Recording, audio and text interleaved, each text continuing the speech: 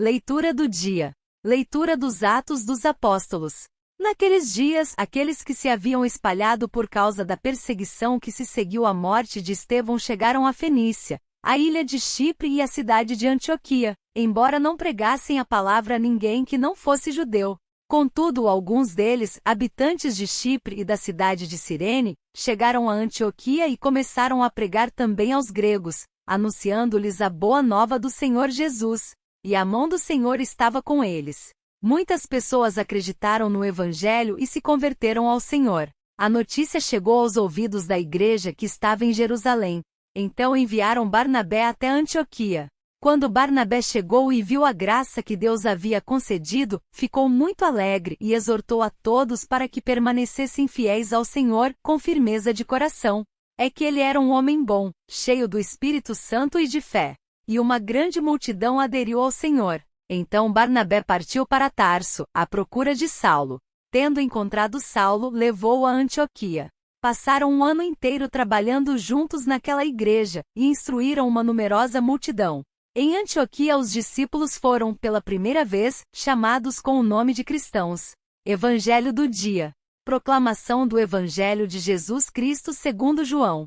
Celebrava-se em Jerusalém a festa da dedicação do templo. Era inverno. Jesus passeava pelo templo, no pórtico de Salomão. Os judeus rodeavam-no e disseram: Até quando nos deixarás em dúvida? Se tu és o Messias, dize-nos abertamente. Jesus respondeu: Já vô-lo disse, mas vós não acreditais. As obras que eu faço em nome do meu Pai dão testemunho de mim. Vós, porém, não acreditais, porque não sois das minhas ovelhas. As minhas ovelhas escutam a minha voz, eu as conheço e elas me seguem.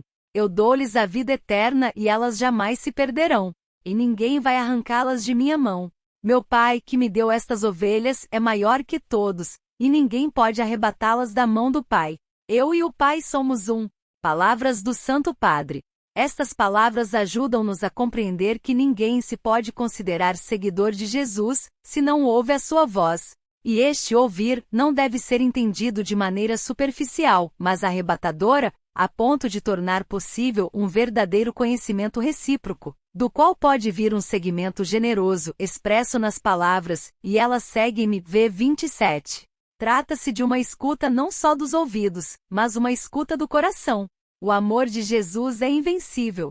O maligno, o grande inimigo de Deus e das suas criaturas, procura de muitas maneiras arrancar-nos a vida eterna. Mas o maligno nada pode se nós não lhe abrirmos as portas da nossa alma, seguindo as suas lisonjas enganadoras. A Virgem Maria ouviu e seguiu docilmente a voz do bom pastor. Que ela nos ajude a acolher com alegria o convite de Jesus a tornarmos-nos seus discípulos, e a viver sempre na certeza de estar nas mãos paternas de Deus.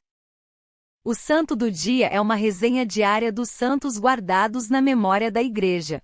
Histórias de mestres da vida cristã de todos os tempos que como faróis luminosos orientam o nosso caminho. São Atanásio, bispo de Alexandria no Egito e doutor da Igreja. Atanásio foi bispo de Alexandria no Egito por 46 anos. Durante o Concílio de Nicéia foi a única voz da ortodoxia a se levantar contra o arianismo desenfreado, que negava o dogma da Santíssima Trindade. Não era teólogo, mas teve como mestre Santo Antônio Abade. Santo Atanásio faleceu no ano 373.